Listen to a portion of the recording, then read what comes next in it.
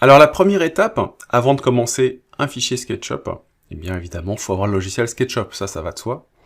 Mais surtout, il faut avoir, je dirais, le plus de sources possible. Alors avant de démarrer une modélisation, il va falloir prendre connaissance de ces éléments. Alors ces éléments-là, ils sont soit sous forme de photos, de plans images, de plans DWG, de plans PDF, ou bien un simple relevé de code. Donc ça peut être complètement différent à chaque fois que vous avez un nouveau projet. Personnellement, j'ai eu à chaque fois plein de choses différentes. Ça peut être un relevé de code quand c'est moi qui mesure une pièce et que j'ai envie de la modéliser, par exemple pour un tuto, ou bien pour un copain qui a une cuisine à refaire et qui a besoin d'une maquette SketchUp. D'accord, donc ça c'est le relevé de code.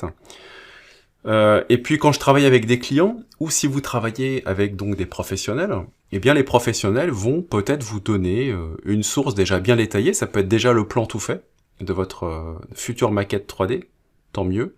Donc ça peut être un plan au format AutoCAD DWG, alors ça veut dire quoi? C'est un format qui est avec des traits qui sont vectorisés. Donc vectorisé, ça veut dire quoi? Ce sont des traits de dessin qui sont très propres, très nets, et quand vous importez le plan déjà dans SketchUp, il est tout fait. Et puis en plus, vous pouvez vous magnétiser avec les outils de dessin directement sur les traits de mur, chose qu'on ne pourra pas avoir sur un plan image JPEG, donc pixelisé.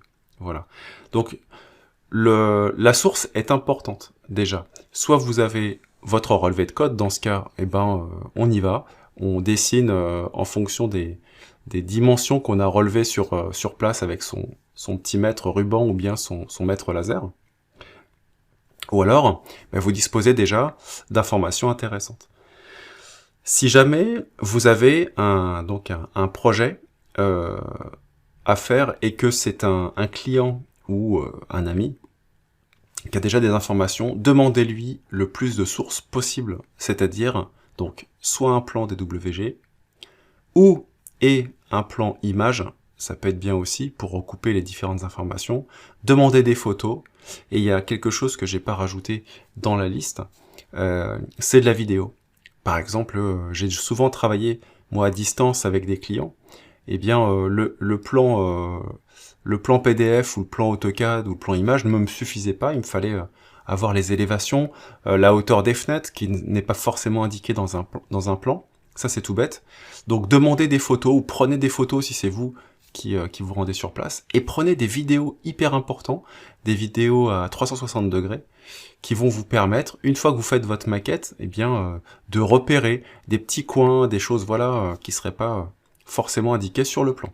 D'accord ? Petit 1, la source, première étape dans SketchUp.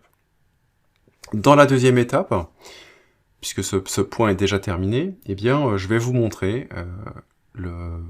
un cas pratique, par exemple, d'une toute petite pièce avec un relevé de code que j'ai fait et que je vais vous montrer en dessin SketchUp, et vous pourrez évidemment le reproduire avec moi. Voilà. Donc c'est terminé pour le petit 1, la source. On passe tout de suite à l'étape 2, le dessin.